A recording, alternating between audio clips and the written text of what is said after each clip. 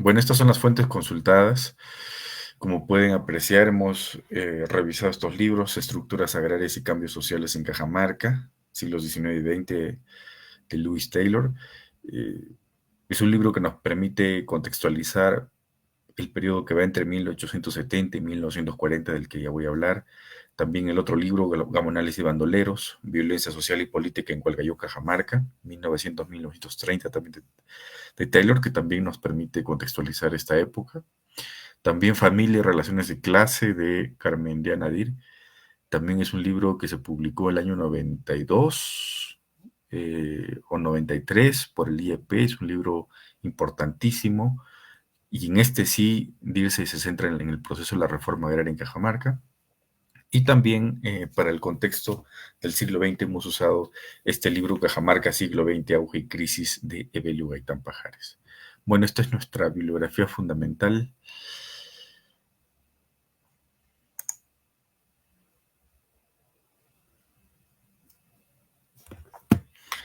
Vamos a empezar con, bueno, unas palabras que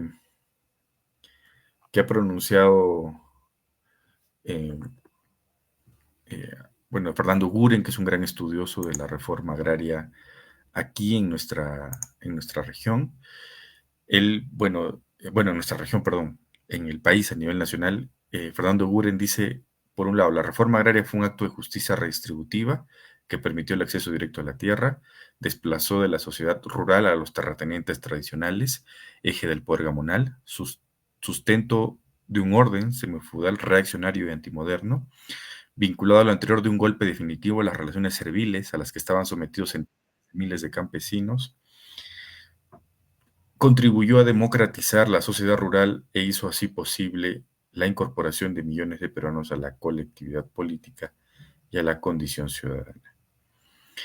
También hay aspectos negativos, para que no crean que no somos críticos también de este proceso. También el mismo Fernando Guren dice que el agro se descapitalizó, con lo que se perdió parte de la infraestructura, de la maquinaria y del conocimiento empresarial acumulado. La agricultura y la ganadería retrocedieron desde el punto de vista técnico. No se resolvió el problema de la extendida pobreza rural. Aún hoy en día 72,5% de la población rural es pobre y 40,3% extremadamente pobre. Hubo falta de coherencia del modelo económico, que por un lado distribuía las tierras y por el otro subsidiaba las importaciones alimentarias que deprimían el precio de los alimentos locales. Bueno, esta también es un conjunto de cosas negativas. Bueno, aquí a nivel nacional, entre junio del año 69 y junio del año 79 se expropiaron 15.826 fundos y más de 9 millones de hectáreas en todo el Perú. La mayor parte de esta área fue adjudicada a 370.000 beneficiarios.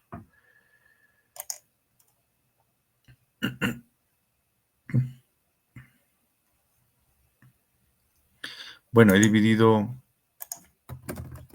eh, esta conferencia en tres partes. Por un lado, vamos a comenzar con el contexto de la prerreforma agraria. Después vamos a hablar de la reforma agraria en sí misma, que va del 50 al 68, y finalmente la reforma agraria velasquista, que va del 74 al 81.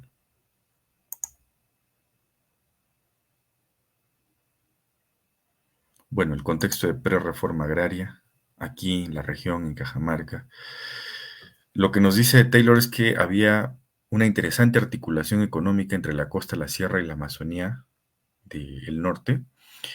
Esto es interesante, lo que nos dice Taylor, porque confirma una hipótesis mía de que desde los tiempos caxamarcas, ellos, los caxamarcas, estructuraron un sistema en el que vincularon a centros productivos, redes comerciales y, y vías que funcionaban desde tiempos prehispánicos y funcionaron durante toda la colonia y buena parte de la República, para que la economía pueda funcionar. Esto es algo maravilloso que hicieron los caxamarcas y, repito, siguió funcionando durante la colonia y buena parte de la República. Había mucha actividad política, también dice Taylor, en todas las clases sociales, dentro del campesinado también.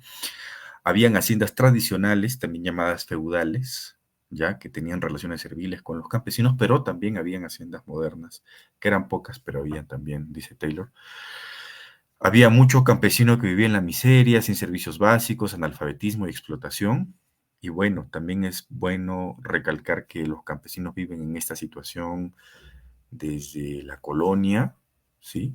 Eh, no obstante, dice Taylor, también había una variedad de relaciones sociales y de trabajo. Esto explica, dice él, la relativa estabilidad de la hacienda por cerca de 3 siglos. Yo creo que también lo que acabo de decir al inicio, esta articulación económica interesante entre la costa, la sierra y la Amazonía, es también lo que permitió la relativa estabilidad de la hacienda por cerca de 3 siglos. También en este contexto de la prerreforma agraria, las haciendas nunca albergaron a la mayoría de la población rural de Cajamarca. Esto también es importante porque la imagen generalizada que existe es que las haciendas han concentrado a la gran mayoría del campesinado, pero no es así. Quizá en algunas partes del Perú sí, pero en Cajamarca no. He visto que hay otros casos también en los que las haciendas no albergaron a la mayoría de la población rural de Cajamarca y que incluso no habían grandes haciendas como sucedió en el caso de Tacna, en Moquegua, en Arequipa también. Allí predominaba más el campesinado mediano y pequeño propietario y algo bastante parecido ocurría aquí en Cajamarca. Había una fuerte competencia, también dice Taylor, por la mano de obra campesina, lo que provocó que el campesino negociara su trabajo y en algunos casos migrara hacia las haciendas de la costa norte. Había mucha movilidad campesina, eso también es cierto. En este periodo de entre 1870 y 1940, antes de la reforma agraria, los campesinos tenían mucha movilidad, iban a una hacienda hacia otra. Claro, habían momentos de riqueza en el que los campesinos negociaban mejor su mano de obra, pero habían también momentos de crisis en los que no podían hacerlo, pero igual ellos podían decidir estar aquí en la sierra, bajar a la costa, ¿no? Había mucha movilidad. Y bueno, también, aparte de la agricultura y la ganadería, dice Taylor que los campesinos se dedicaban al arrieraje, es decir, em, se encargaban de manejar a las mulas para el transporte de carga. En ese tiempo nuestro transporte de carga principal fueron las mulas. También se dedicaban a la venta de ganado, a la artesanía, eran grandes artesanos, como en el caso de las artesanas sanmiguelinas que producían y vendían textiles. También eran grandes comerciantes, ¿no? Entre otras actividades. Es decir, no se dedicaron solo a una actividad, sino a varias actividades que les permitían generar más ingresos. Vamos a comenzar hablando de la élite terrateniente de Cajamarca. Empezamos por quizá uno de los mayores y más potentados terratenientes de aquí de la región. Carmendiana Dir no estudia el caso de la hacienda Udima y de Miguel Iglesias porque ella solo se concentra en la provincia de Cajamarca, pero es bueno mencionar que esta hacienda Udima era una de las más grandes, que la adquirió Miguel Espinach, parece que por vía de su tío, eh, bueno, tío abuelo habría sido Miguel de Espinach, que fue el tío de su padre, Lorenzo de Espinach. Tanto el padre como el tío de Miguel Iglesias eran españoles de Cataluña. Y parece que esta fortuna que ellos acumularon, sus ascendientes españoles, pues se la heredaron a él vía paterna. Su hacienda bordeaba las 50.000 o 60.000 hectáreas. Estuvo ubicada entre San Miguel y Santa Cruz, en Hualgayoc. En aquellos tiempos estaban en Hualgayoc. Y estaban íntimamente conectadas, perdón, estaba conectada la hacienda Udima a las haciendas de la costa y también a las minas de Hualgayoc. Parece que allí residió, ¿no?, la clave del éxito económico de esta hacienda. Bueno, como todos sabemos, ya Miguel Iglesias fue también presidente del Perú, firmó el Tratado de Ancón, tuvo una pugna bastante fuerte aquí también con los Puga y falleció en 1909. Otro caso particular también es el de los Puga. Ellos también fueron parte de la élite terrateniente de Cajamarca. Ellos fueron dueños de la Pauca Huagal. Y la Pauca Huagal tiene su origen Es decir, esta hacienda fue constituida probablemente con menores dimensiones hacia 1820 por un corregidor español, Juan García Puga, y este fue heredando la hacienda a sus descendientes. Esta se fue extendiendo también en límites. Y bueno, al final llegó a manos de Rafael Puga Estrada entre los años 30 o 40 más o menos del siglo XX. Este Rafael Puga Estrada es el que está en la foto, en la parte derecha. Eh, bueno, esta hacienda está ubicada en el distrito de San Marcos, aquí en la provincia de Cajamarca. Tenía más de 60.000 hectáreas. También eh, esta hacienda fue parcelada, de eso voy a hablar en un rato, pero digamos Rafael Puga, el año 70, de forma voluntaria, todavía no se iniciaba la reforma agraria aquí, porque aquí se inicia el año 73-74, pero el año 70 nada más, Rafael Puga entrega voluntariamente 40.000 hectáreas de la Pauca Huagala a las autoridades de la reforma, y él se queda con 7.000 hectáreas, las partes más productivas, digamos, más modernas, que eran las partes de Tingayoc y Amante. Eh, Cabe indicar que la hacienda La Pauca Huagal fue una de las haciendas que tuvo relaciones serviles o más serviles o más feudales con sus campesinos. Eh, bueno, les cuento este caso. En los años 30, 40, los campesinos de la hacienda La Pauca Huagal contrataron a un maestro para que les enseñara a sus hijos. Era un maestro privado. Y Rafael Puga se opuso a que este maestro enseñara a los campesinos y, bueno, sobornó, ¿no?, a uno de estos maestros, le dio como un carguito administrativo en la hacienda, pero que no enseñara a los campesinos, y le dijo, ¿no?, al maestro, le dijo, estas son las palabras que ha citado Dir. Inútil, me dijo, ¿para qué les enseñas así? Suficiente es que les enseñes a leer corrientito cualquier libro y firmar su nombre. Nada más porque, sabes, me dijo, algunos cholos de aquí ya aprenden un poquito y se hacen los lisos y se van a Lima, se van a Trujillo, se van por la costa y ya me encuentran y se sientan a comer en una mesa juntos conmigo y ya no me saludan y ya no me respetan nada. Por eso es que yo no quiero que sepan, quiero que sigan aquí trabajando nada más. Esto está citado en DIR, Carmen, Familia y Relaciones de Clase, en la página 202. Es decir, Rafael Puga Estrada, dueño de la hacienda, se oponía a que los campesinos pudieran acceder a la educación.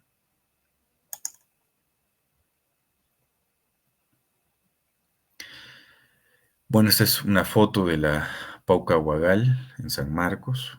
En la izquierda hay una foto antigua, en la parte derecha una foto más actual.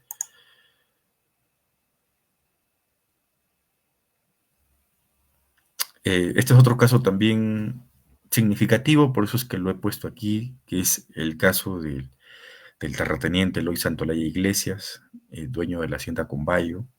Él formaba parte de los sobrinos sin tierras de Miguel Iglesias, ¿no? Porque parece que no heredaron nada, pero ellos salieron adelante, es decir, sin tener nada, tenían su profesión de ingenieros, fueron constituyendo un patrimonio y lo fueron engrandeciendo y lo hicieron a través de la hacienda Combayo. Eran dos hermanos, él y Francisco, o sea, Eloy y Francisco. Ellos eran hijos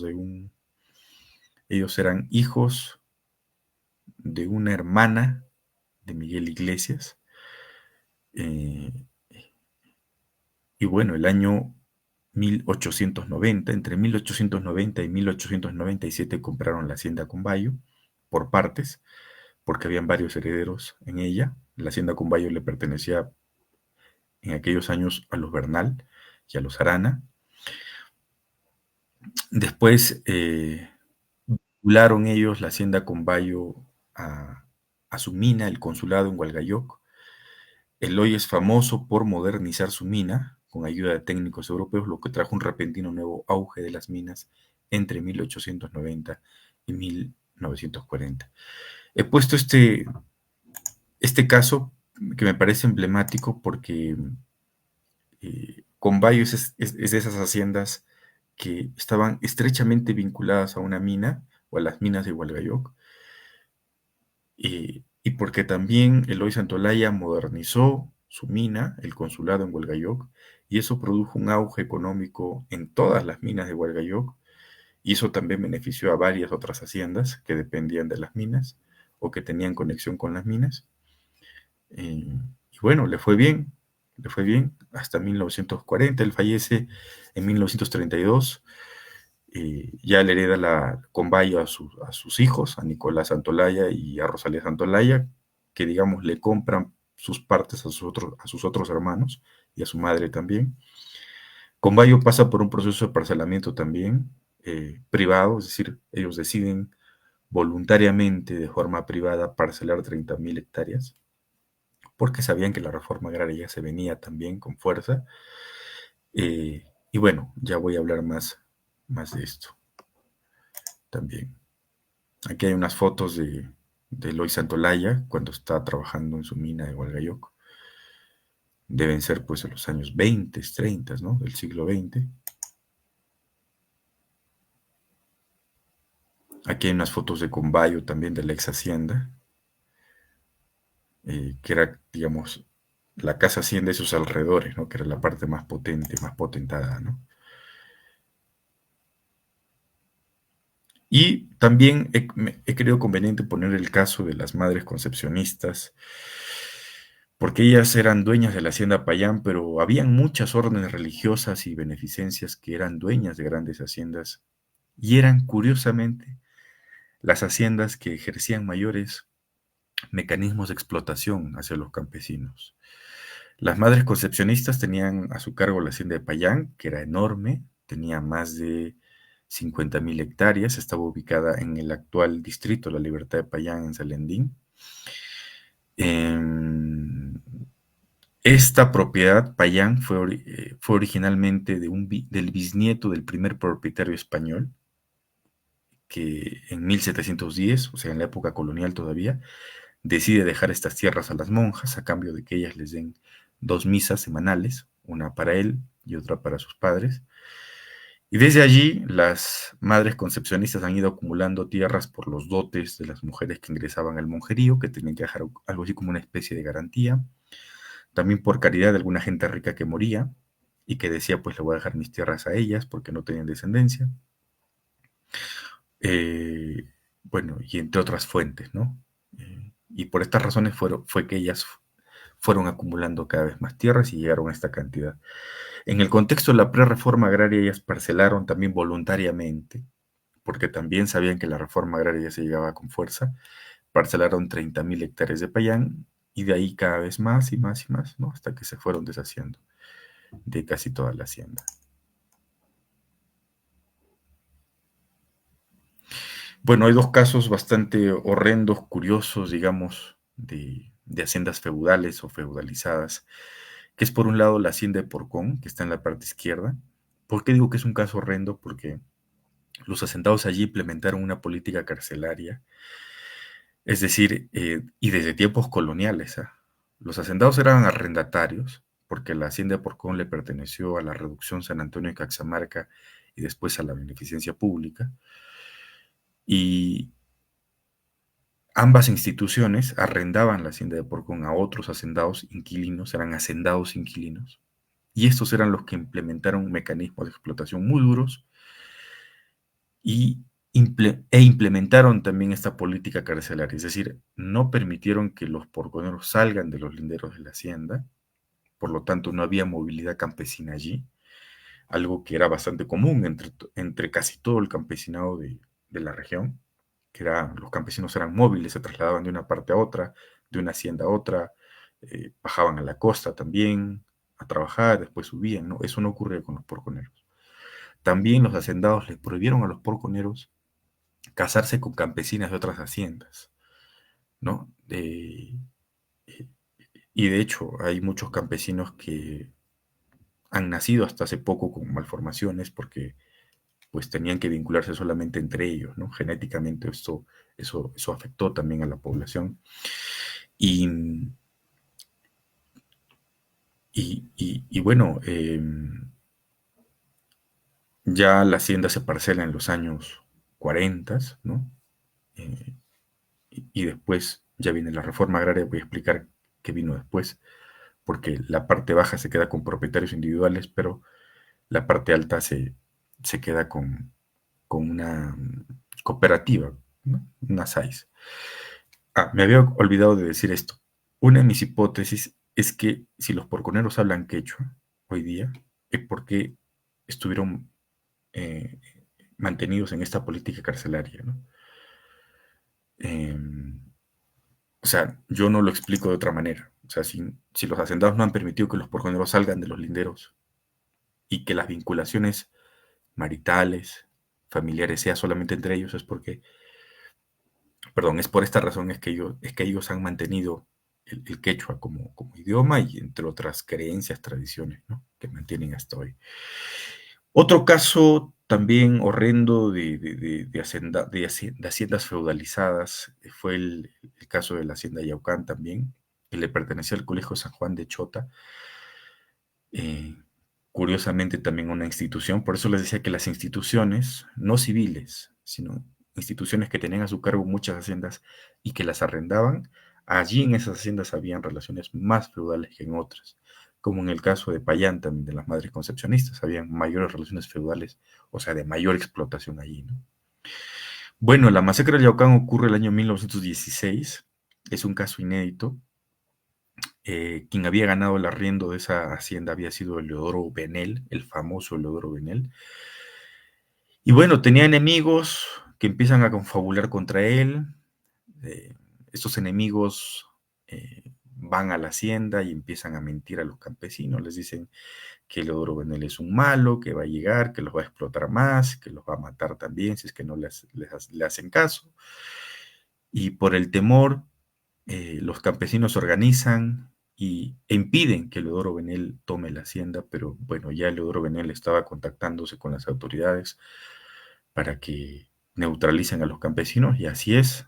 Belisario Rabines, un miembro de la élite cajamarquina, asumió esa función, llegó hasta Yaucán, vio que los campesinos tenían resistencia, eh, y bueno, los asesinan, ¿no? Mueren 300 campesinos en ese día. Después esto se convirtió en un escándalo nacional, llegó hasta los oídos del presidente de la República, de los congresistas, ¿no? Y se instalaron comisiones de investigación y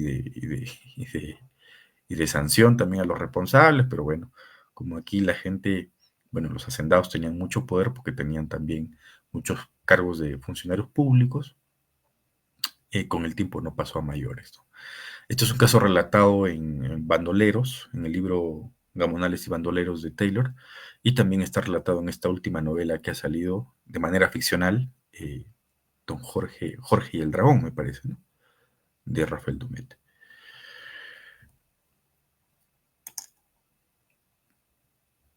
Bueno, continuamos. Eh, Esto de manera rápida, habían tres tipos de campesinos en las haciendas. Estaban los colonos, que residían ya prácticamente dentro de las haciendas, era la gente de las haciendas. Ellos trabajaban para el hacendado, ellos eran los más explotados, los que tenían relaciones más serviles con el hacendado. En la Pauca, por ejemplo, le llamaban a ellos gente esclava. Habían muchos campesinos colonos en la Pauca, también en Payán, ¿no? En todas las haciendas que arrendaban, ¿no? A hacendados arrendatarios. Existían muchos colonos, ¿no? También dentro de estos colonos estaban las mujeres llamadas semaneras, que eran las esposas, hijas, sobrinas, etcétera, de los colonos, que hacían trabajo doméstico, cuidaban animales, hacían limpieza, ordeñaban a las vacas, recogían hierba, hacían mingas y lavan lana, ¿no? Y bueno, esta era la gente, ¿no? La gente que vivía de forma más permanente dentro de la hacienda ya. También estaban otros que eran un poco más libres, digamos. Estos eran los campesinos que negociaban condiciones dentro de la hacienda, si les convenía, pues ingresaban, si no se iban a otra. Era el caso de los arrendatarios y los aparceros, que los pueden ver en la parte derecha, ¿no? Los arrendatarios trabajaban la tierra y pagaban un monto anual en dinero, eso los caracterizaba a ellos, mientras que en la parte derecha los partidarios trabajaban la tierra, pero no pagaban en dinero, sino que pagaban en especies. Le pedían al hacendado que les dé semillas, herramientas para el arado, y después descontaban todo eso y cuando salía la cosecha, pues se repartían, ¿no? En partes con el hacendado también. Y bueno, estas eran como las tres formas de trabajo campesino dentro de las haciendas, ¿no? Obviamente que los más afectados, los más explotados eran los colonos. Ya lo mencioné hace un ratito. Bueno, empieza la reforma privada, la reforma agraria privada en Cajamarca entre el año 50 y 70. ¿En qué consistió esto? Consistió en que los hacendados, por un lado, ya sabían que la reforma agraria iba a llegar en cualquier momento. Como les dije, la reforma agraria era parte de un consenso a nivel mundial. Estados Unidos estaba de acuerdo con la reforma agraria, eh, de manera que ya en cualquier momento iba a llegar. La reforma agraria era la bandera de partidos que representaban a sectores populares como el APRA, pero también la bandera de sectores de clase media como la Democracia Cristiana, como Acción Popular. Y bueno, esto llegaba a los oídos de los hacendados y los hacendados tenían que hacer algo frente a esa reforma agraria que iba a llegar en algún momento. Entonces decidieron iniciar un proceso de transformación dentro de sus haciendas e implementan una reforma agraria privada que consistía en lo siguiente, ¿no? Eh,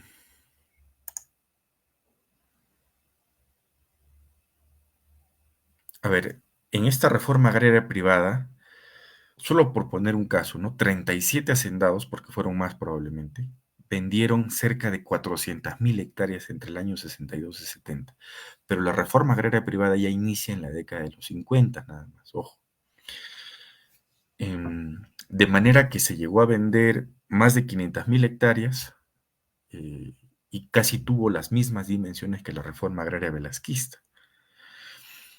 Habían tres destinos. A ver, por un lado, algunos hacendados vendieron todas o una parte de sus propiedades, porque ya sabían que se venía la reforma agraria estatal del gobierno, les había dicho, y con ese dinero de la venta de las fragmentaciones de sus haciendas, pues lo invirtieron en terrenos, casas y negocios en la ciudad, ¿no? Dijeron, esa es la mejor vía. Otros hacendados, en cambio, vendieron una parte de la hacienda, una parte nomás, para modernizar otra, un núcleo pequeño. Este núcleo pequeño lo transformaron en haciendas ganadero-lecheras. A esta vía, DIR le llama la vía Juncker, es decir, los mismos hacendados que tenían haciendas feudalizadas con trabajadores serviles, colonos, dijeron, vamos a modernizar nuestras haciendas, vamos a convertir en ganadero lecheras, y esa es la vía capitalista de desarrollo, ¿no? A esa vía le llama Juncker Carmen de Anadir. Y habían otros hacendados también que vendieron una parte y no impulsaron procesos de modernización. Dijeron, no, nosotros no lo vamos a hacer, pero sí arrendaron una parte de sus haciendas, la mejor, a inquilinos, a hacendados inquilinos, y estos son los que implementaron procesos de modernización, es decir, compraron maquinarias, ¿no? Mejoraron el pasto, el ganado, para convertirlas en haciendas ganadero-lecheras. Esta es la vía Farmer, según Carmen de Anadir. La vía Farmer son hacendados inquilinos, digamos, no son propietarios, inquilinos, pero que impulsan procesos de modernización.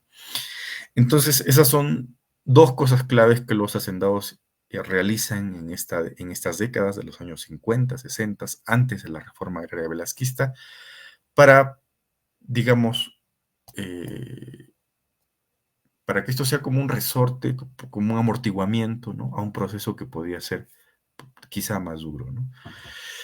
A esto ayudó bastante la llegada de la Nestlé Perulac el año 47 a Cajamarca, porque ellos llegan y ellos son los grandes compradores de leche. Y bueno, vienen con técnicos también, con técnicos veterinarios, y bueno, claro, para que ayuden a los hacendados y campesinos a mejorar sus pastos, sus vacas. Las haciendas que se vieron beneficiadas son sobre todo las que estaban muy cerca a Perulac, porque Perulac se instaló en Baños del Inca, o sea, las haciendas de Cajamarca, de San Marcos, de Cajabamba, de Selendín y de Hualgayoc. que obligados también por estas circunstancias se transformaron muchas de estas en haciendas lecheras. Producían los hacendados por estos años más o menos 10 litros al día por año y por vaca. Vendían el litro a 80 centavos el sol y pasaron a producir de 4.417 litros diarios de leche en 1949, ¿no? 2 años nada más después de que llegó la perulaca aquí, a 75.365 litros de leche diarios en 1978, ¿no? Esto amortiguó la crisis, dice Gaitán, pero fue insuficiente, ¿no? Fue insuficiente. Muy bien, entonces esto es parte de la reforma agraria privada. Eh, bueno, aquí pueden ver que en este mapita de aquí rápidamente van a poder ver la cantidad de hectáreas que parcelaron los hacendados de forma privada. Esta es la lista, por ejemplo, arriba, ¿no? En primer lugar está Payán, las madres concepcionistas que parcelaron 36.000 hectáreas. Esas son las áreas lotizadas. El Fundo Quispe de Manuel Cacho, ellos parcelaron 2.000. Poyoquito de Luis Cacho, 1.000. Tabacal de Orbegoso, 500. Maralpampa de Orbegoso también 3.000. Eso estaba en Cajabamba. Sondor de Amorín, de los Amorín, 10.000, parcelaron 10.000. Casablanca de Olga Bueno, parcelaron 12.000. Combayo de los Santolaya, 2.000. Libes de Luna Cartland, el famoso literato, 18.000. Porcón de la Beneficencia, 15.000. Chumbil de los Sousa, 6.000. Guagal Pauca, 40.000, ¿no? Porque ya les conté que Rafael Puga entregó voluntariamente 40.000 a las autoridades de la reforma. Y bueno, y más, ¿no? Como pueden ver, esta lista de las parcelaciones privadas, repito, antes de la reforma agraria velasquista, es como para prevenir un poco, ¿no? La fuente que utilizamos es la de Mariano Valderrama, ¿no? Él tiene un artículo que está en internet en el que habla de estas parcelaciones privadas. Bueno, este es el proceso entonces ya de transformación de las haciendas. Hay dos casos curiosos, el caso de Juan Miguel Rosell. ¿Por qué digo curiosos? Porque son inquilinos de haciendas feudales, que deciden chambear duro para transformarlas en haciendas de lecheras. Por ejemplo, Juan Miguel Rosell lo hizo con Tres Molinos, lo hizo con Guayobamba, lo hizo con Cochamarca y con Casablanca, que eran fundos, y los convierte en prósperos rebaños lecheros. Pero ya después, cuando hizo plata, empieza a comprar otros fundos como el Triunfo, Tres Molinos, La Merced, ¿no? Eh, incluso puso una fábrica de mantequilla también. Le fue muy bien a Juan Miguel Rosell. Más o menos la mitad de las haciendas, o sea, la mitad de las haciendas y los hacendados que arrendaban estas haciendas, que eran más o menos 22, ellos eran los que...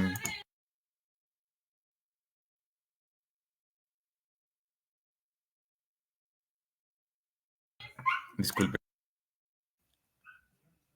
perdón, para ponerlo más en claro, en los 50 más de 22 empresarios lecheros arrendaban tierras, que era casi la mitad de todas las empresas que operaban, ¿no? En este contexto.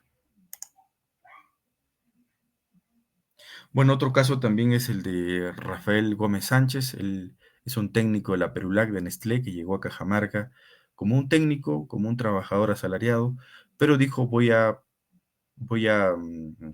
intentar también hacer lo mismo que Rosell, voy a trabajar algún fondo como arrendatario, y él se instaló en el Fondo Argentina, por ejemplo, también en el Fondo Cristo Rey, modernizó a estas haciendas que eran feudales, y después decidió comprar uno de estos fondos, Cristo Rey, porque él pensó que la reforma agraria no lo afectaría, pero bueno, la reforma agraria también afectó a varias haciendas modernizadas también, ¿no?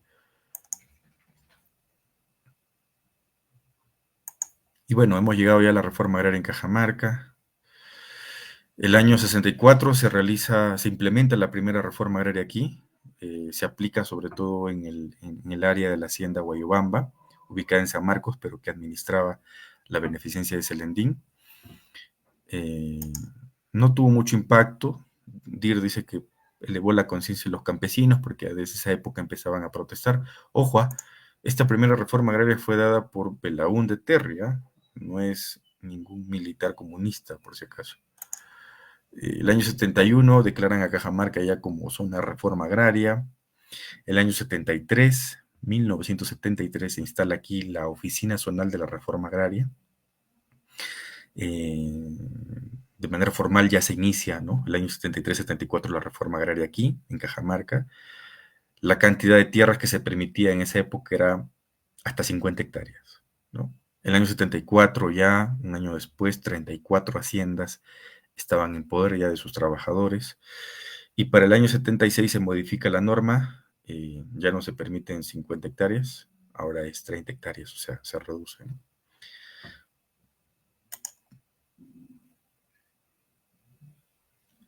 Las SAIs, que fueron pocas, y ahora sí entramos a la provincia de Cajamarca.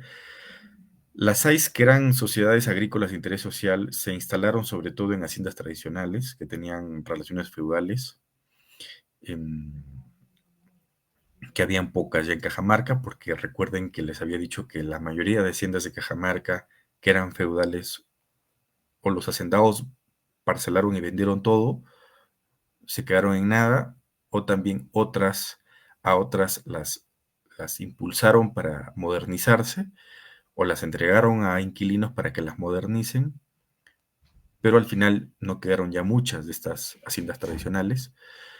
Sin embargo, sí habían dos o tres en las que se formaron SAIs, entre estas estuvo Porcón y también estuvo Porcón Alto y también estuvo La Pauca, ¿no? La Pauca. Y bueno, también los que administraban las SAIs, bueno, el gobierno administraba las SAIs directamente, las CAPS también, eh, presionaron mucho a los campesinos pequeños y medianos propietarios para que se sumen a una SAIS o para que se sumen a una CAPS, ¿no? Que eran los campesinos no beneficiarios de la reforma, digamos, ¿no? Porque ya tenían tierras, que eran la mayoría en realidad. Bueno, las CAPS, a diferencia de las SAIS, las CAPS son cooperativas agrarias de producción social, se instalaron en las haciendas modernas, en las ganadero-lecheras, es decir, la reforma agraria no perdonó. Y, y bueno, hizo que muchas de estas haciendas modernas, lecheras ya, que le vendían leche a la Perulac, se convirtieran en cooperativas y los trabajadores que eran campesinos asalariados se convirtieran en los dueños de la hacienda, ¿no? Mediante la cooperativa. Eso pasó en algunos casos. En otros casos, hacendados que tenían sus haciendas modernas también ganadero lecheras las descapitalizaron, o sea, sacaron toda la maquinaria y la abandonaron, frustrados, me imagino, como ocurrió con la hacienda Negritos, Guayubamba y La Colpa.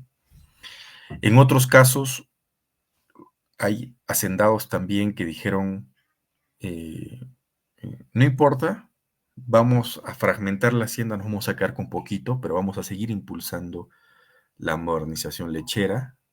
eh, y bueno, estos fueron pocos hacendados los que resistieron, digamos. Ellos también se organizaron en una asociación de agricultores y ganaderos, promovieron una campaña antirreforma también.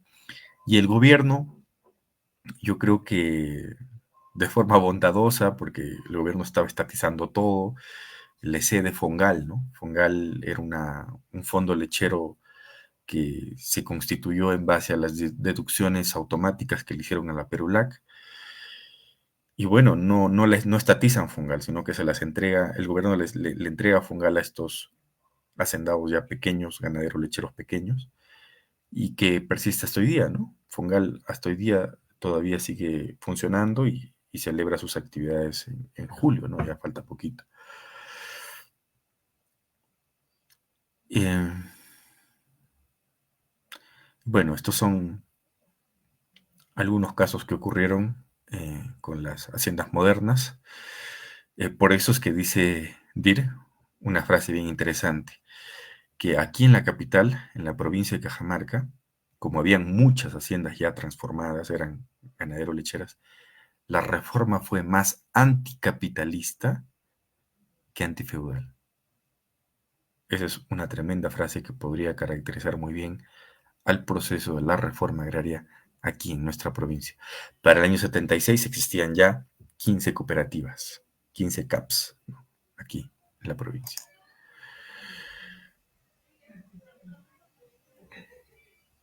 Bueno, las cooperativas agrarias de producción social, también aquí hay otros detalles, ya no creo que sea necesario decirlo, pero otra cosa que es importante también es que los campesinos de las cooperativas se elitizaron.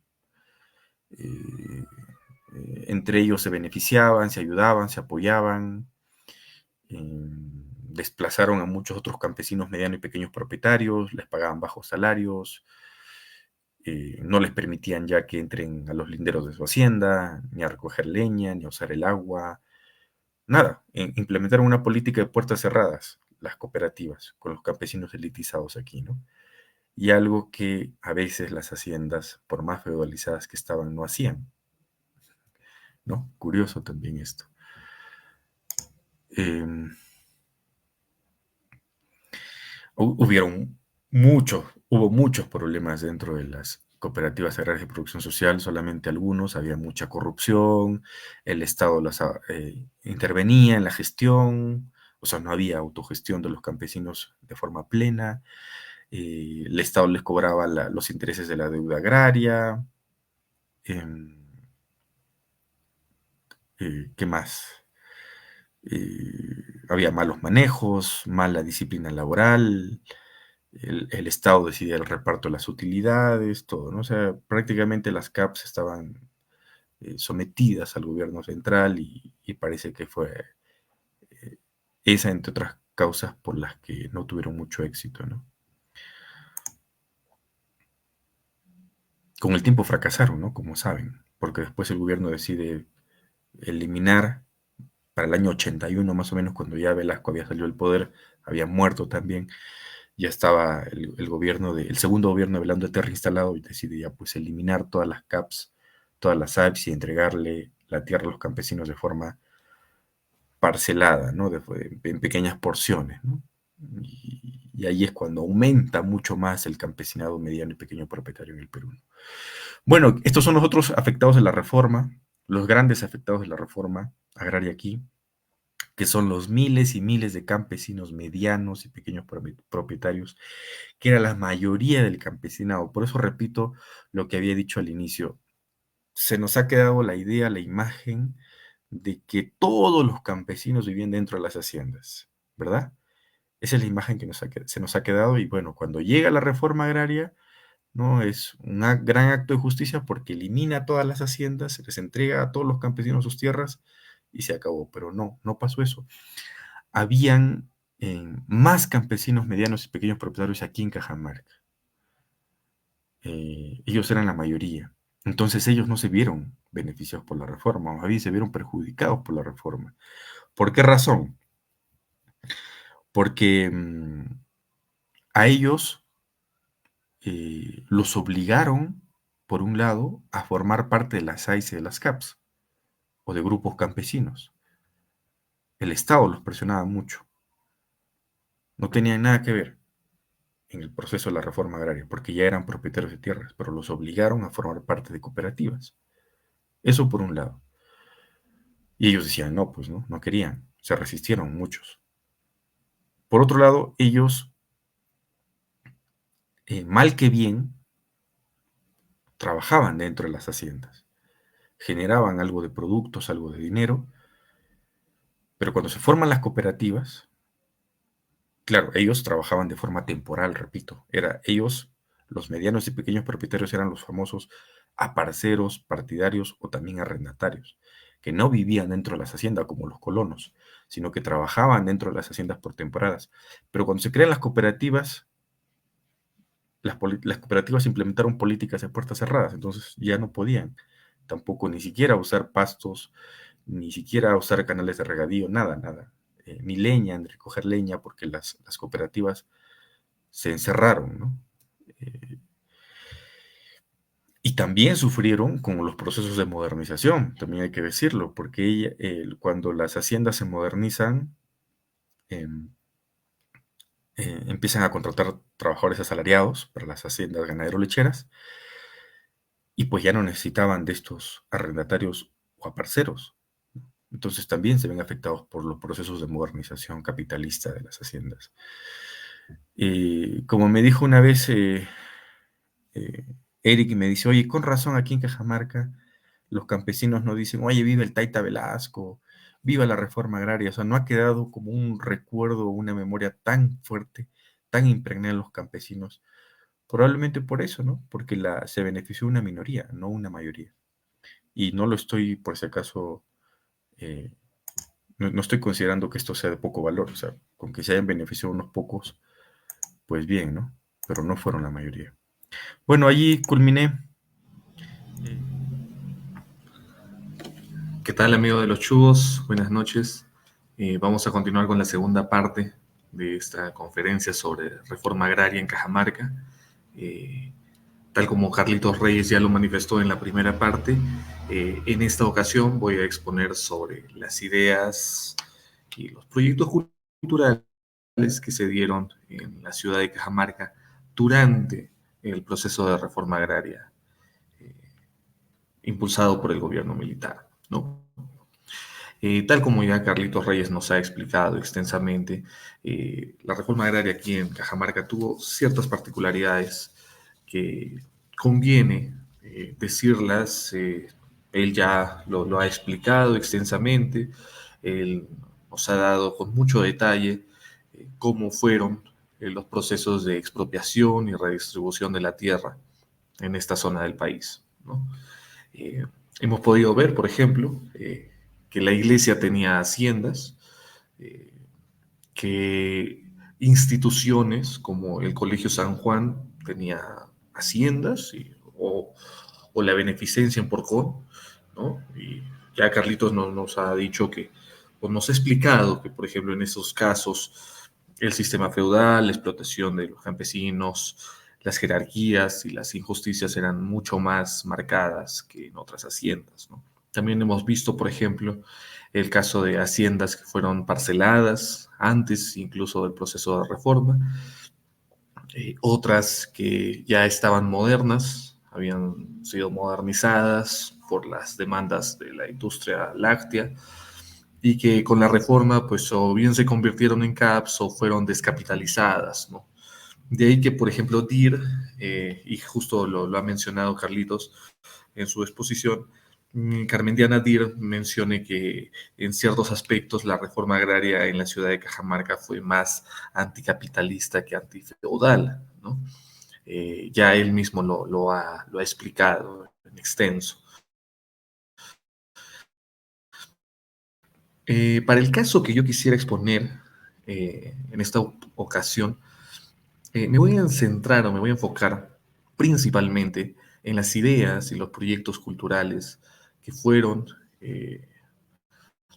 digamos, concebidos o difundidos a la par, en simultáneo y a veces alentados por el mismo proceso de reforma agraria, ¿no? Entonces, voy a exponer sobre todo sobre, digamos, sobre el arte y la política en tiempos de la reforma agraria, ¿no? Y lo estoy situando desde 1971 porque en el caso de Cajamarca, la zona de reforma agraria fue implementada a partir de 1971, ¿no? La ley está desde el 24 de noviembre de 1969, pero en el caso del departamento de Cajamarca, recién a partir de 1971 es donde se comienza a implementar, o sea, se comienza a ejecutar la ley, ¿no? Y es recién en 1973, estos son datos de Carmen de Anadir, cuando se crea la Oficina Zonal de Reforma Agraria. Entonces, el proceso, digamos, está comprendido entre 1971 hasta 1979, que es más o menos la Asamblea Constituyente, ¿no? Para exponer un poco sobre cómo fue el contexto cultural cajamarquino durante el proceso de la reforma agraria, conviene primero explorar el contexto cultural nacional, políticas culturales en la historia del Perú,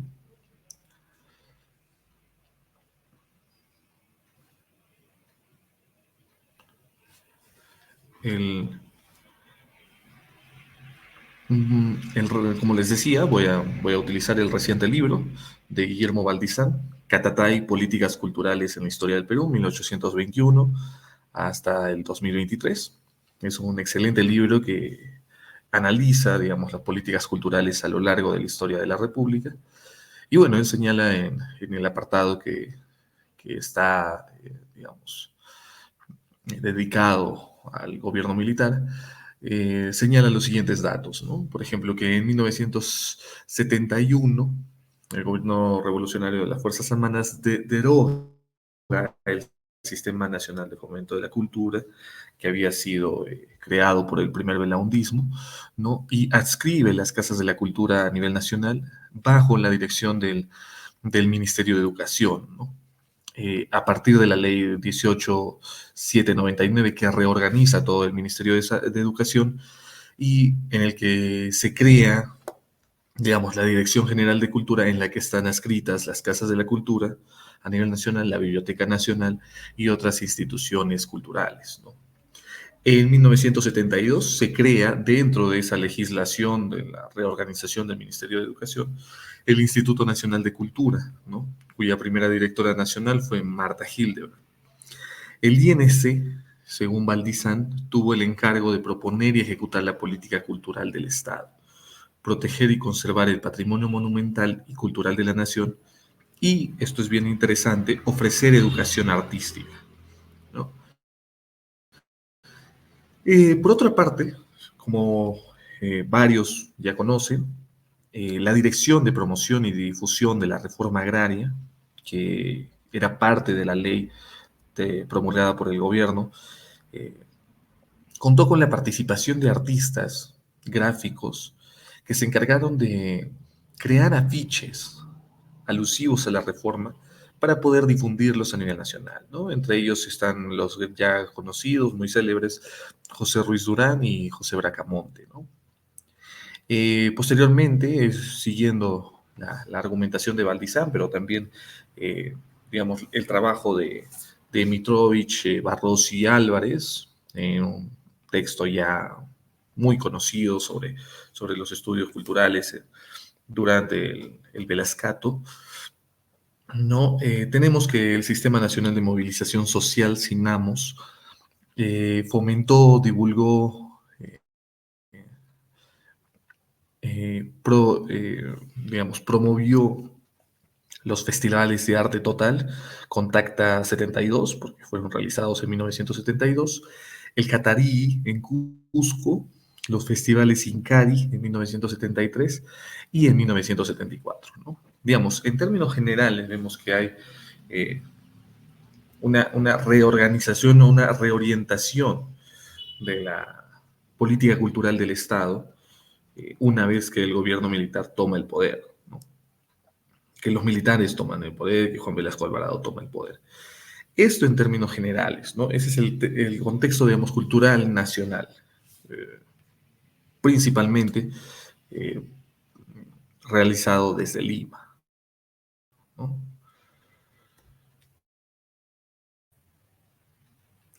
Aquí tenemos un afiche, por ejemplo, de José Ruiz Durán, clásico, un afiche clásico, se llama Reforma Agraria, base de una nueva sociedad. La estética es de José Ruiz Durán, es una ya estética bastante conocida. Y bueno, Valdizán señala pues que la idea era pues generar un quiebre ideológico y estético con el anterior indigenismo, ¿no? Reafirmando un imaginario popular que recupere la imagen de Tupac Amaru como símbolo revolucionario, ¿no? En el caso de la estética misma de José Ruiz Durán, Mitrovich, en un texto citado en este libro sacado por el IEP, Un grito a la tierra, el caso de Chasqui en Cusco, señala que la estética de José Ruiz Durán es una estética cosmopolita que se relaciona con las particularidades culturales del país, ¿no? Que produce una nueva ideología que, si bien sigue la gramática del art pop, no responde a sus ironías, no responde a las ironías de la cultura de masas, sino que más bien aprovecha las posibilidades de esta cultura para ensayar una nueva visualidad de vanguardia, se podría decir, ¿no? Eh, dentro de un marco de un modernismo popular signado por los cambios sociales y materiales que se están produciendo en la época, ¿no? Entonces, vemos cómo es que las tecnologías y las tendencias estéticas del momento son incorporadas dentro del relato del gobierno militar que produce para acompañar el proceso de reforma a nivel nacional. Valdizán señala, digamos, en esta línea, que todas estas iniciativas culturales, lo que acabo de mencionar, los festivales de arte total, la creación del INC, ¿no? La contratación de artistas gráficos vinculados al art pop y a las nuevas tendencias, aportaron en la consolidación de una nueva subjetividad a través de dos vías, ¿no? O sea, por un lado, la redefinición de lo andino y popular como elemento central en la afirmación de una identidad nacional, enunciada desde el Estado en un tono revolucionario y modernizador. No nos olvidemos que el gobierno militar crea un sujeto social para legitimarse a sí mismo. El sujeto social es el campesino que no tiene tierras. Entonces, este sujeto social necesitaba también una redefinición estética o una redefinición imaginaria, ¿no? Dentro de los imaginarios. Y para ello, pues los artistas son clave, o sea, un punto clave en la redefinición del imaginario, ¿no? Y en segundo lugar, dice Valdizán, bueno, estas iniciativas lograron el fomento de dispositivos artísticos y plataformas culturales, así como el uso de nuevas tecnologías. Evidentemente, el ejemplo de investigación más reciente sobre estos dos puntos que señala Valdizán es el libro Chasqui, Arte y Revolución, el caso de la revista Chasqui durante el periodo 1972-1974, realizada en la ciudad de Cusco, a partir de la oficina regional ORAMS 7, ORAMS séptima, ¿no? Que es un libro escrito por Mijail Mitrovich, Manuel Barros y Raúl Álvarez, ¿no? En este libro los autores demuestran efectivamente lo que señala Valdizán, ¿no? Que por un lado el gobierno redefinió el imaginario andino y el imaginario sobre todo del sujeto político en el que se legitimaba, y por otro lado fomentó una nueva vanguardia estética, ¿no? Entonces, Chasqui llega a ser una, digamos, un ejemplo por antonomasia de cómo la vanguardia, por un lado, la vanguardia que iba fomentándose y iba creciendo, y las necesidades legitimadoras del gobierno militar por medio de una nueva narrativa nacional, se entrelazan y logran ciertos productos culturales que hasta el día de hoy tienen impacto, ¿no?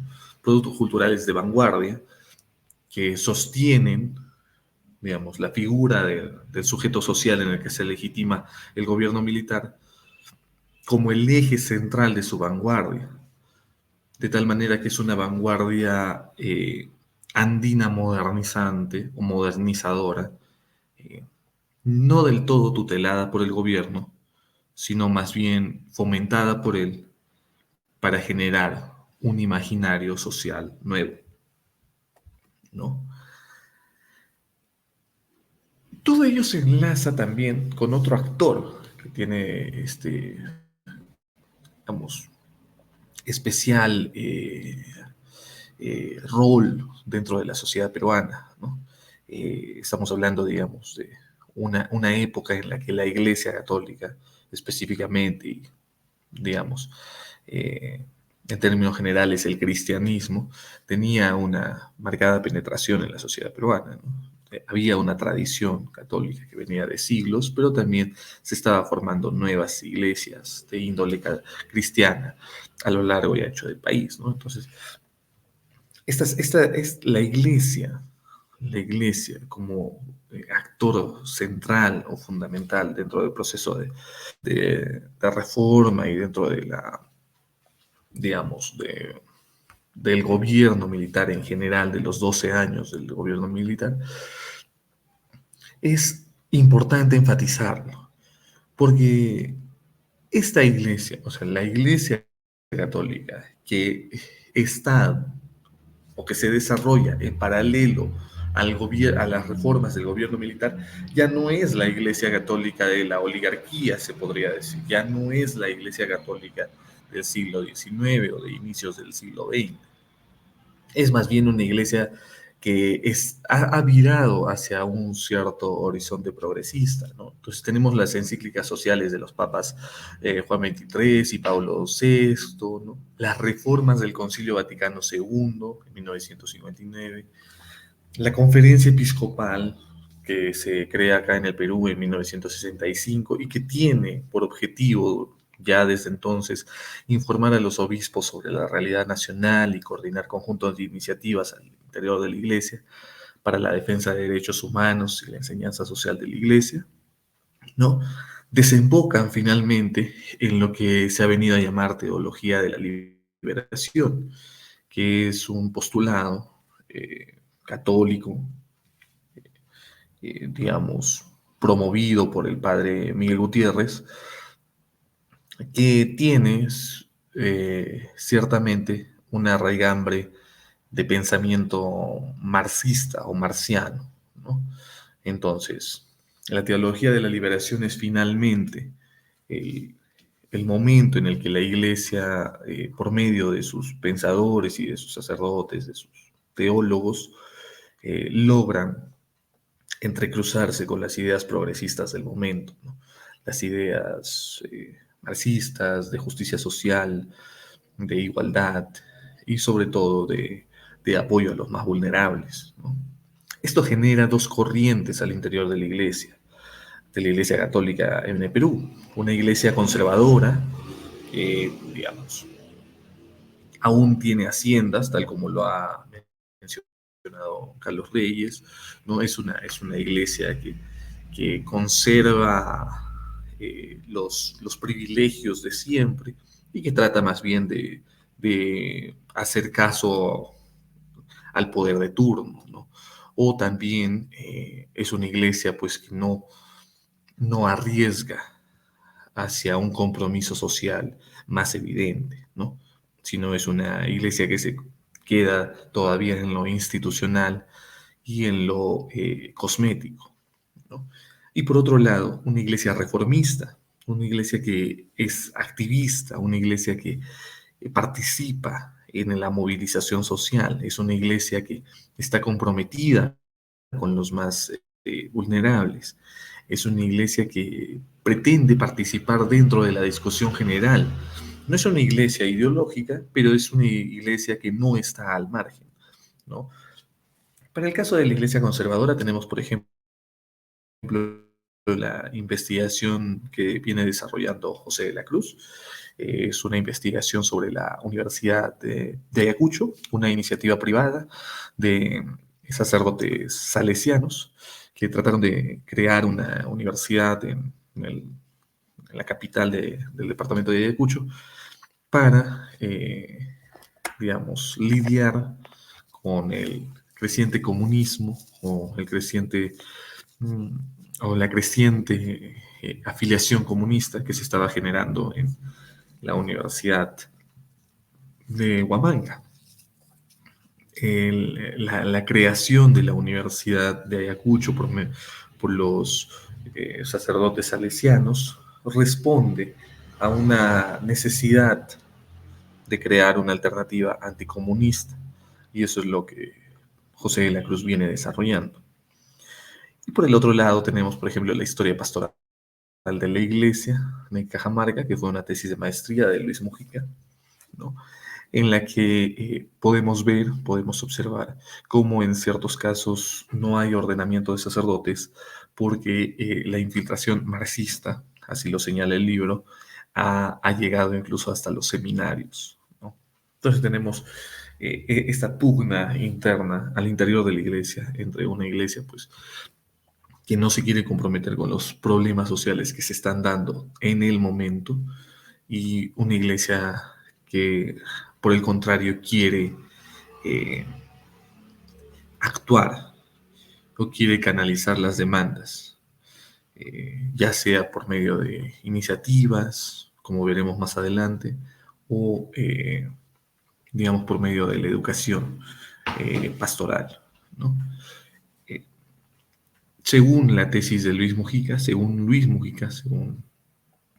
la historia que él ha estudiado, en el caso de Cajamarca vinieron muchos misioneros católicos, pero también misioneros católicos sacerdotes, pero también laicos católicos de otros países para promover o inspirados por la teología de la liberación.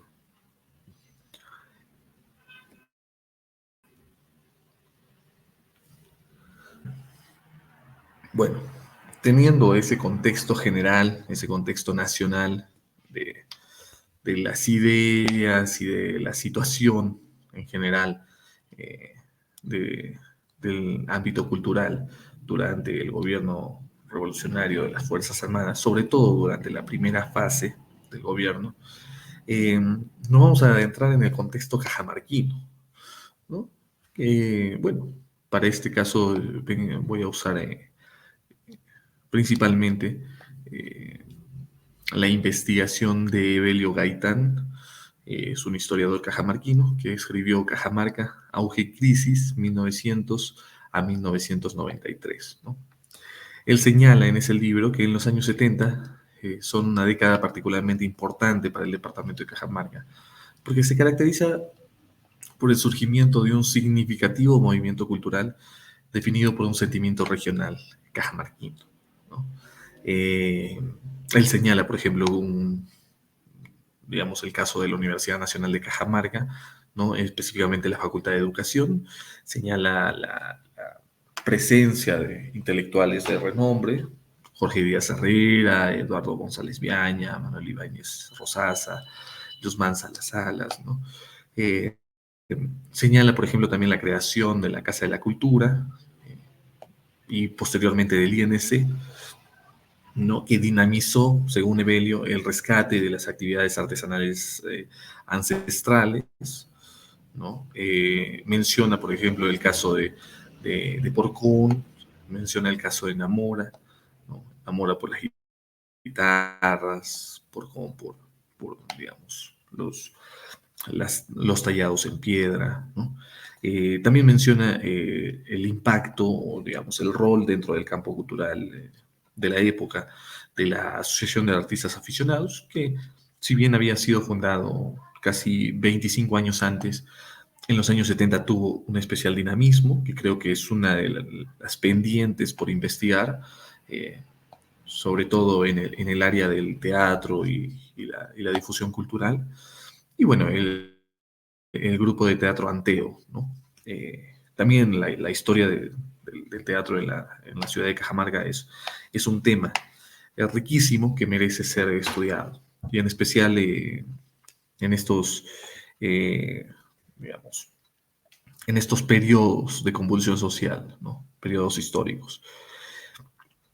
Evelio Gaitán señala también, como ya mencionaba anteriormente, que el obispado de Cajamarca se constituyó como un importante centro cultural. Eso es importante porque la iglesia no se mantuvo al margen del proceso histórico. O sea, hubo un sector de la iglesia que no pudo mantenerse al margen. Afortunadamente, ese sector de la iglesia es el que estaba dentro del obispado de Cajamarca. Y, por ejemplo, dentro de ahí tenemos a los sacerdotes Daniel Bellido, Juan Metcalf, Alois Echenlauf, Lorenzo Vigo, entre otros, que según Evelio Gaitán dinamizaron la oferta cultural en Cajamarca durante el periodo de los años 70. Existen dos instituciones dentro de la dinámica del campo cultural de la ciudad de Cajamarca durante la época de la reforma agraria que tuvieron especial impacto y que de alguna u otra manera se relacionaron con los lineamientos, con las, digamos, intenciones y con las directrices del gobierno militar, ¿no? Por un lado, tenemos la Casa de la Cultura, como ya hemos mencionado, después se convirtió en el INC.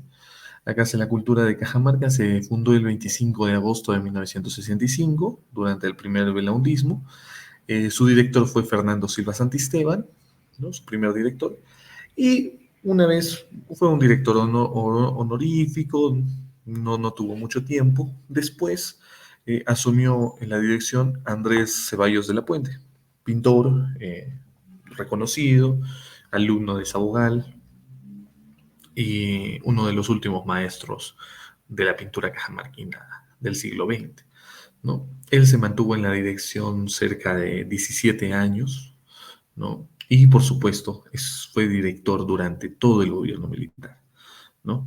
Gracias a su gestión, según Tristán Rabines, en su libro sobre Apuntes para una historia del INC en Cajamarca, se realizó, por ejemplo, la expropiación del Teatro Cajamarca, que le pertenecía a una familia que ya no lo estaba utilizando para esos fines. La expropiación se realizó por medio por medio de la resolución ministerial 128, el 12 de septiembre de 1970. Después, el 16 de mayo de 1973, mediante decreto ley 218, se produjo la transferencia del conjunto monumental Belén y el cuarto de rescate al INC, al Instituto Nacional de Cultura. En 1974 se promovió el convenio entre el Instituto Nacional de Cultura y la Red de Bibliotecas Rurales de Cajamarca, que había sido fundada en 1971 por el padre Juan Metcalf. Y en 1976, ya empezando la segunda fase del gobierno militar, pero aún todavía, como señala Valdizán, teniendo las directrices culturales de la política cultural de la primera fase, se crea, con el auspicio de la Casa de la Cultura en Cajamarca, el archivo departamental. Como vemos, bajo la dirección de Andrés Ceballos, la Casa de la Cultura, el INC, durante el gobierno militar, o sea, durante el proceso de expropiación de tierras, durante el proceso de reforma agraria en general en la ciudad de Cajamarca y en la provincia de Cajamarca, realizó una serie de actividades con el objetivo de promover y generar nuevas instituciones culturales o nuevos espacios culturales, ¿no?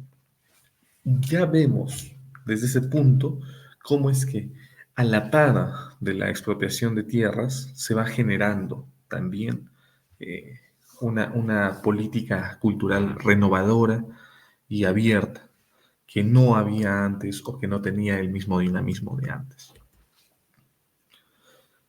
Bueno, uno de los hitos centrales de la gestión de Andrés Ceballos fue la organización del segundo encuentro de narradores peruanos que se realizó en 1971, ¿no? Aquí tenemos las evidencias, tenemos el programa, segundo encuentro de narradores peruanos, tenemos en portada del diario, el periódico más importante de la región de entonces, el CUMPE, cómo es que salía la noticia en general, y a un costado, al lado izquierdo, vemos una carta dirigida por Andrés Ceballos de la Puente a Mario Vargas Llosa para que pueda participar dentro de este encuentro de escritores. Los documentos, los oficios y el presupuesto que demandó este encuentro de narradores peruanos se encuentran en la biblioteca de la DDC Cajamarca y está a disposición de quien quiera investigarlos a fondo. Yo creo que es uno de los hitos fundamentales de la política cultural del INC y por ende del gobierno militar en la ciudad de Cajamarca, porque generó la sinergia o, digamos, permitió la convergencia de una serie de escritores que estaban escribiendo sobre problemas sociales, sobre problemas andinos, sobre problemas urbanos en la ciudad de Cajamarca. Fue una de las grandes iniciativas de Andrés Ceballos de la Puente y por supuesto respaldada por el gobierno central, ¿no? Yo creo que ahí podemos ver incluso la relevancia que tuvo la Casa de la Cultura convertida en INC para promover este tipo de espacios en la ciudad y en la provincia, ¿no? Bueno, para el caso de la iglesia, como ya mencionaba, fue un actor central o fue un actor relevante dentro del proceso de expropiación y en general del gobierno militar. Eh, Hay dos momentos, se podría decir, ¿no? O sea, por un lado, la iglesia, en tanto institución, en 1963 creó el IER San Luis y Bambamarga, que fue digamos, una institución educativa eh, financiada o apoyada por el gobierno federal de Alemania, que permitía o promovía mediante el auspicio, mediante el convenio con el obispado de Cajamarca, la formación del campesinado, su alfabetización y una serie de cursillos acerca del mejoramiento de cultivo, crianza de ganado, etc. Esto, la fuente, bueno, es la tesis de Mujica sobre la historia de la iglesia pastoral aquí en Cajamarca.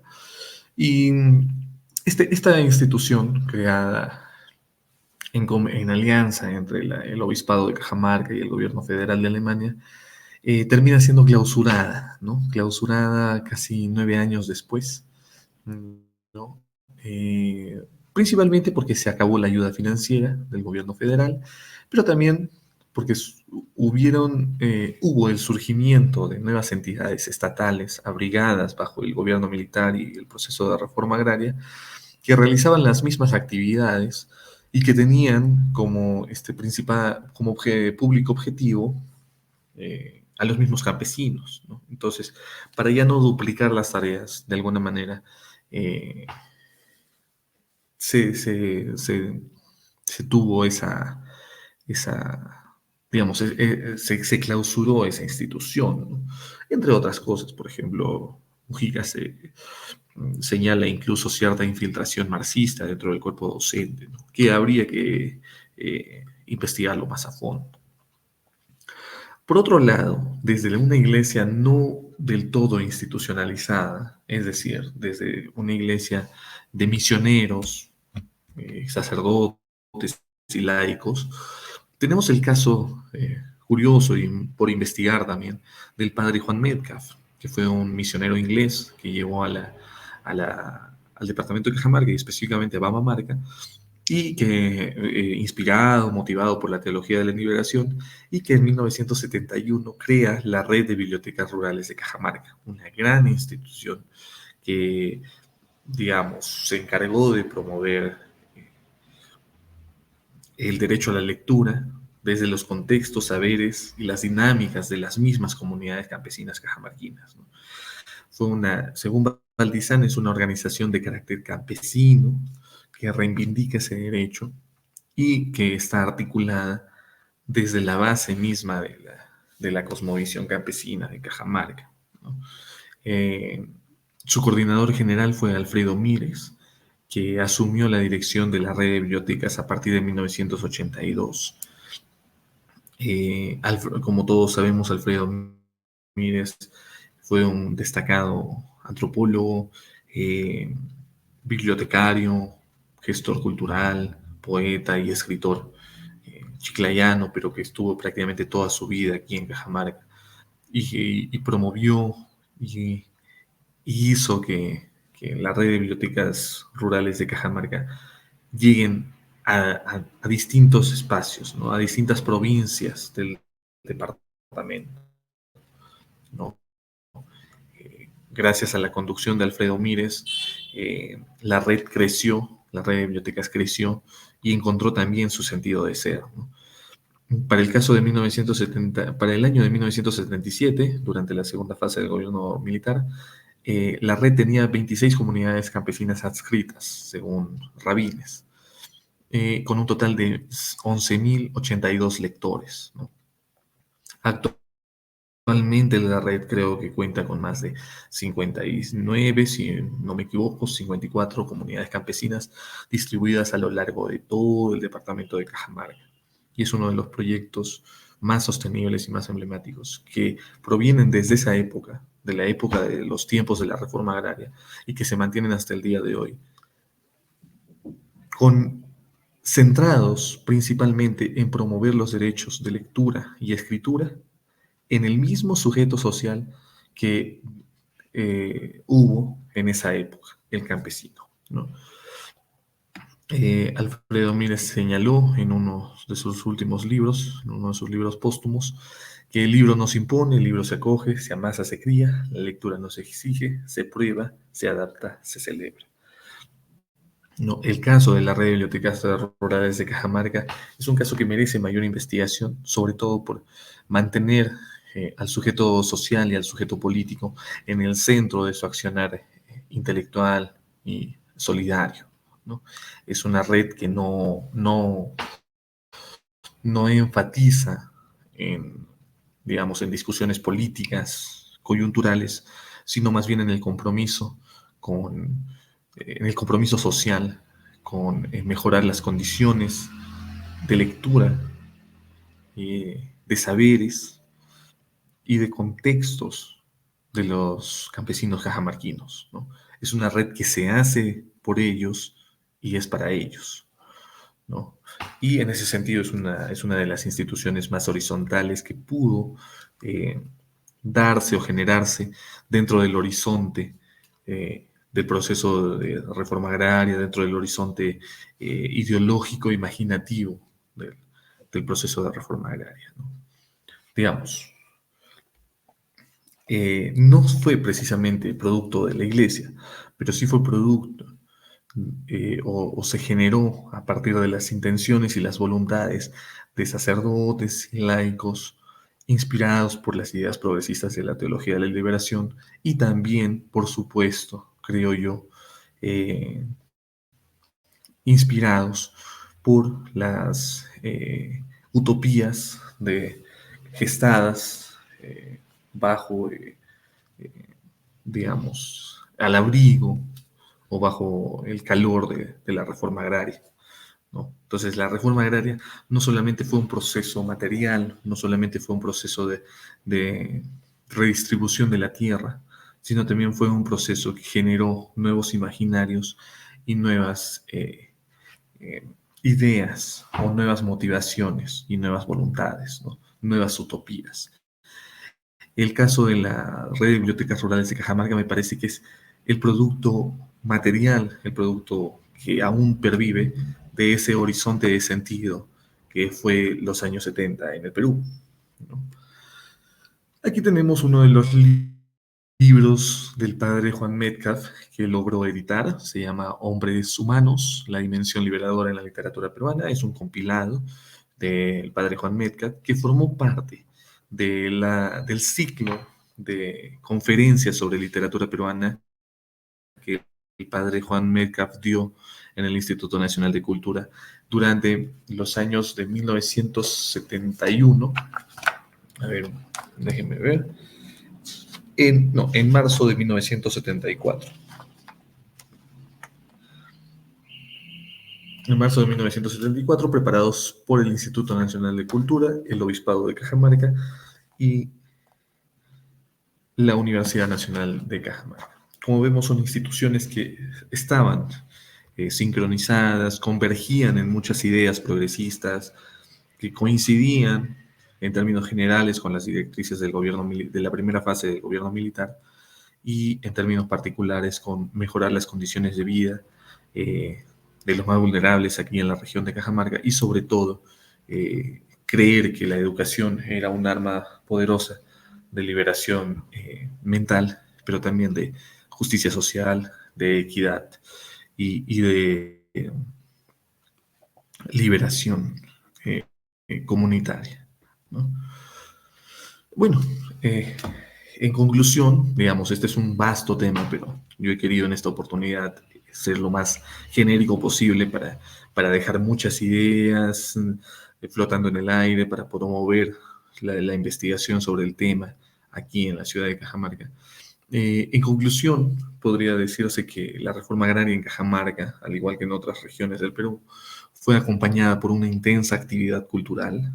Ya, como ya lo mencioné, Mitrovich, Barros y Raúl Álvarez lo demostraron para el caso de la ciudad de Cusco, cómo es que a la par que se generaba la expropiación y la adjudicación de tierras por medio de la dirección de la ley de reforma agraria, también se generaba una actividad cultural intensa por medio del semanario Chasqui y otro tipo de festivales que, digamos, complementaban el proceso mismo, ¿no? Eh, y le daban un sentido más completo al término de la reforma y sobre todo al ímpetu revolucionario del gobierno, ¿no? Por otro lado, la renovación estética y cultural correspondía, según la política general, a crear una nueva subjetividad en relación con la nueva redistribución de tierras. Exactamente, vemos, por ejemplo, para el caso de Cajamarca, cómo es que a la par que hay una adjudicación de tierras, una redistribución de tierras, también existe una renovación cultural, ¿no? Habría que averiguar, y esto queda como un tema por investigar, si también se produce una renovación estética en el ámbito de la pintura, de la literatura, de la música cajamarquina, ¿no? O es solamente la creación de espacios culturales, de instituciones culturales que convergen, ¿no? Es un tema por investigar. Por otro lado, vemos que un sector de la iglesia, el sector más progresista, digamos, y el sector hegemónico cultural de la ciudad de Cajamarca cumplieron un papel clave en la difusión de ideas progresistas en convergencia con los lineamientos de la primera fase del gobierno militar.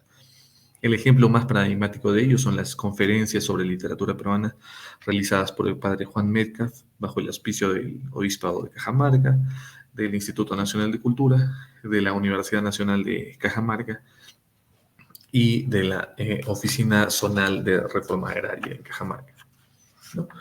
Y por último, y no menos importante, me parece que faltan más investigaciones sobre los cambios y las continuidades respecto a la estética y al arte en general, y también, por supuesto, a las instituciones culturales y a la cultura, en la macroregión 3 o tercera, la ORAMS tercera, eh, que comprendía ciertamente el departamento de Cajamarca y la ciudad de Cajamarca, ¿no? Durante, sobre todo, la primera fase del gobierno revolucionario de las Fuerzas Armadas, que tuvo un carácter mucho más revolucionario que el segundo, más marcadamente, eh, digamos, rupturista y, por supuesto, antioligárquico, ¿no? Por último, aquí tenemos una viñeta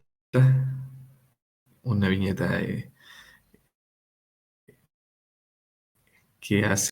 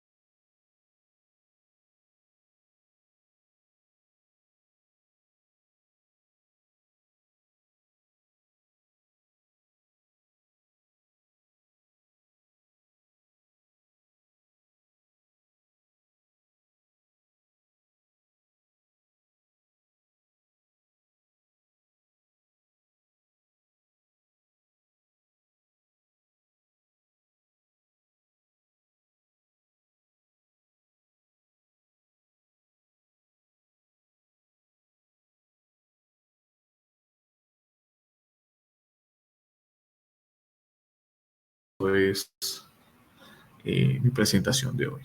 Lo que quiero dejar en claro es que el proceso de reforma agraria en Cajamarca, al igual que en otras partes del país, no fue un proceso netamente social o económico o dirigido a resolver el problema de la tierra. El proceso de reforma agraria fue un proceso integral, que ciertamente la parte más importante fue la tierra, fue resolver el problema de la tierra, pero que se desarrolló a la par con otros procesos mucho más complejos, pero sincrónicos, convergentes, como fue el proceso cultural, ¿no? existen actualmente tendencias dentro de las ciencias sociales peruanas en elaborar argumentaciones, reflexiones y análisis sobre ese proceso cultural que fue opacado por digamos, por el análisis excesivo de- de- del proceso mismo de la adjudicación de tierras y, y que tratan de visibilizar cómo es que eh, la reforma agraria liderada por el gobierno militar fue el primer paso hacia una renovación de algo mucho mayor. Y para ello necesitaba, por supuesto, producir una nueva subjetividad y una nueva sensibilidad. Producir un imaginario nuevo, un imaginario revolucionario, un imaginario distinto que pudiera tener en el eje y en el centro al sujeto social que legitimaba al gobierno militar. Sin ese imaginario que tenga al campesino en el centro de sí mismo, el proceso de reforma agraria tal vez no hubiera sido del todo realizado, porque recordemos que la ley de reforma agraria se produce, pero es a partir de la ley en la que la conciencia campesina comienza a desarrollarse, eh, de tal modo que llega un momento, y eso lo señala Carmen Diana Dir, pero también una serie de especialistas, que los campesinos no contemplados dentro de la ley original de reforma agraria comienzan a presionar por tener también tierras. Esa presión ciertamente evidencia un desarrollo de conciencia campesina que no eh, está contemplada en la ley, sino que es más bien impulsada por la ley. Esa conciencia campesina produce afiches, produce eh, imágenes, produce imaginarios que es bueno rescatar, no solamente para, digamos, para comprender mejor el proceso, sino también para entender cuáles fueron los derroteros, eh, los cambios y las continuidades de ese sector social que el gobierno militar puso en el centro de su política, el sector social del campesinado. Con esto termino. Muchas gracias. Gracias por ver esta conferencia y bueno, síganos en Los Chubos Cultural.